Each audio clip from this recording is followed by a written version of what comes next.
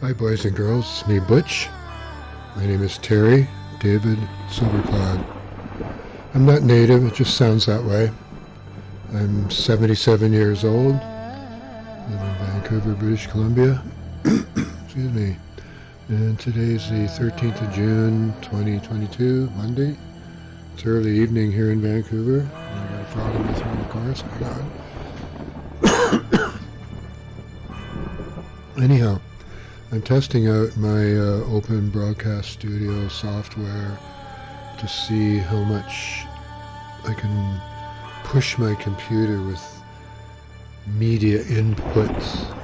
I think the OBS can handle it fine. The question is, can my computer compute quickly enough? So while I'm doing that, I'm going to talk about why I was an atheist, why I am an atheist. When I was young, I was from a dysfunctional religious family, and I sang in the church choir and stuff like that, and was confirmed and said my prayers, all that kind of stuff, and didn't much think about religion, didn't much think about the world. I was very naive in hindsight. This is back in the 50s and 60s. And I joined the Navy when I was 18, about to go on 19. They made me an officer. They sent me to officer school. Boy, there's a tough one. I'm using my grip. Officer school. Is that weird? I'm having trouble saying that. Coming down with some sort of speech impediment. They sent me to officer school, and I became a navigator of a repair ship and drove submarines. I signed on for 7 years, and I left at the end of my time because I couldn't tell the Navy that I was gay, or they'd kick me out anyway, and you could be thrown in jail for being gay back in those days. So as much as I loved the Navy, I had to leave the Navy, and I couldn't tell them why. They were quite upset. But at that point in my life, I became quite agnostic. I realized what gay was, and I realized how ostracized gay people were. I became a bit of a gay rights activist in the next couple of years. So I became agnostic and didn't much think about religion for the next who knows when. Until after my boyfriend died. I was 50, about to be 50, and he died of AIDS complications. I didn't much care about life after that. I still don't much care about life.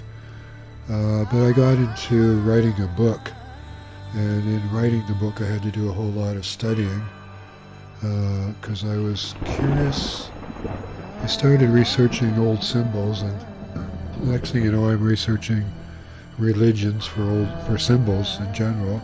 I found them, and I learned a whole lot of things. I read Einstein and got into learning about relativity and stuff, and I came to the realization that nothing could ever move in a real circle unless it can travel at the speed of light squared or faster, which was a revelation to me. And then I realized too that means the planets can't possibly travel in circles, nor can they travel in ellipses.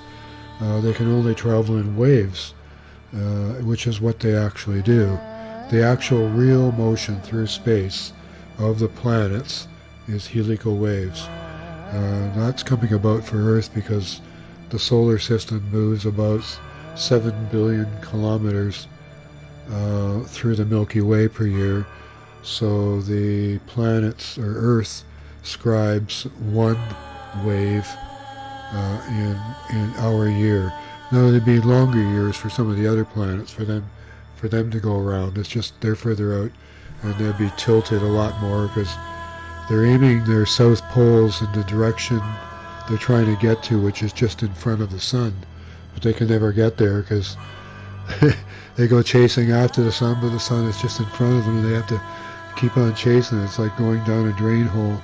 And scientists have recently discovered there is a blast shield out in front of the sun. It's called the heliosphere, and indeed the planets and the sun are traveling as a unit through the Milky Way in space with a big blast shield out in front of them, and the planets travel in waves. So what's this got to do with God and all that?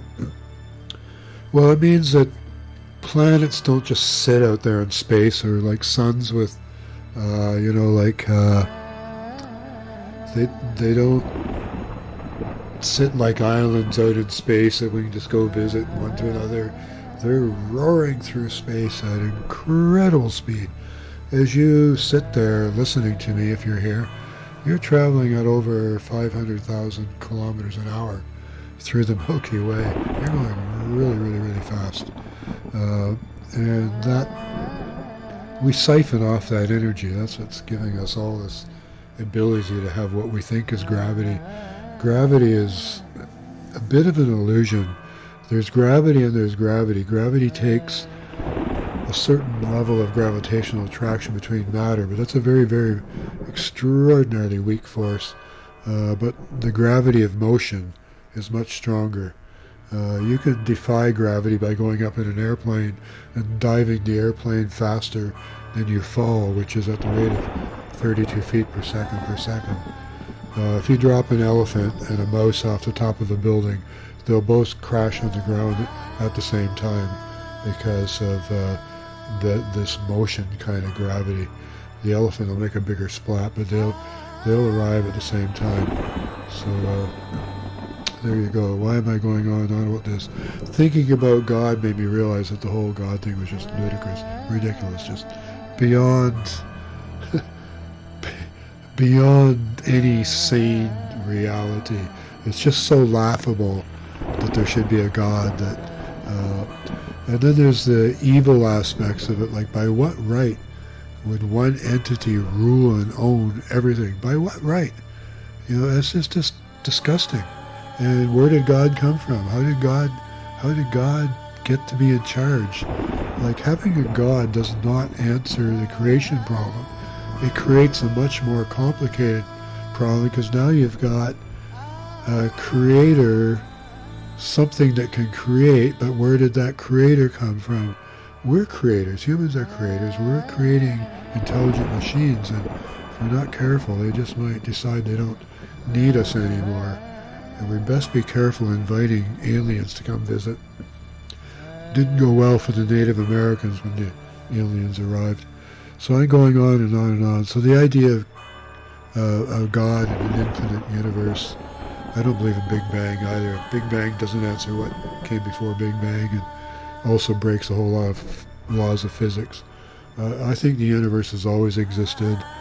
Life is just inherent in the universe. There's probably thousands of inhabited planets with all kinds of life forms. And God is just a metaphor for reality. And that there's life in the universe. The universe has life. You're it. I'm it. The plants are it. There is no God. God is just a metaphor for reality. And you don't need a God to be good.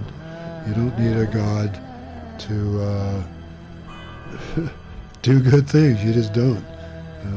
Humans should be more intelligent than that, but they tend to be a little bit hypocritical. If you're a hypocritical Muslim, if you are breaking all the Islamic rules but go around professing, trying to convert people and pretending you're going to be a good Muslim, the Quran says your punishment will be that your skin will burn off every day, and the next day it'll be back and then it'll burn off again, and this will just go on forever until you're forgiven. And your friends who did the right thing, they'll lie with cool breezes under palm trees beside calmly flowing brooks with an endless supply of virgins. Doesn't say what happens to the virgins once you deflower them, but women don't do very well in the Quran. I've read it. You should too. The Bible's, the Old Testament's just a history of Jewish wars, basically. And it got started with Moses when he came down off the mountains. He was really ticked off that people were running around naked and worshipping golden calf and he summoned Aaron, told him to strap on his sword and get the boys together, the Levites, strap on your swords and go out there and kill everybody that isn't with us. So they killed 3,000 people that day. So the Jewish religion began that day when Aaron and the Levites killed off all the people that weren't proper Jews. And Israel is like, I don't want to get it all that. It's a strange word, the word Israel, what it means.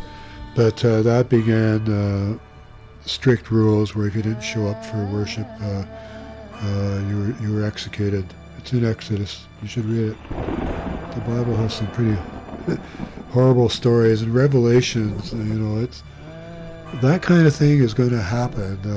Not because of God's wrath, but the Earth has been hit by asteroids in the past, and about 12,000 years ago, it set civilization back 1,000 years. The last little ice age, and then after that there was a flood that they talk about in the Bible.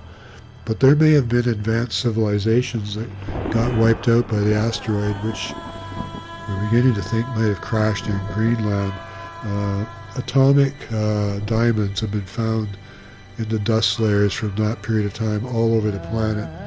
So that indicates it was a meteor strike, an asteroid strike, or a bunch of fragments hitting different spots. But the fact that the sediment all over different places in the world all contained, at that particular time period, 10,500 to 12,000 years ago, contained the diamond ionic, what do I call it, atomic? Ionic diamonds. And yeah, it's a particle that can only happen when severe things happen in meteorites. So I gotta shut up. This has gone on way longer than I thought it would. So all of those various things make me an atheist. If you've been brainwashed into religion, that's too bad. I think teaching religion to a child is child abuse. It's definitely child abuse, teaching religion to a child. You're brainwashing your child into your superstitions, and that's just a horrible, horrible thing. What am I going on about? I should just shut up now, because I probably offended everybody. And religions are just horrible. So that's it. Bye from Butch.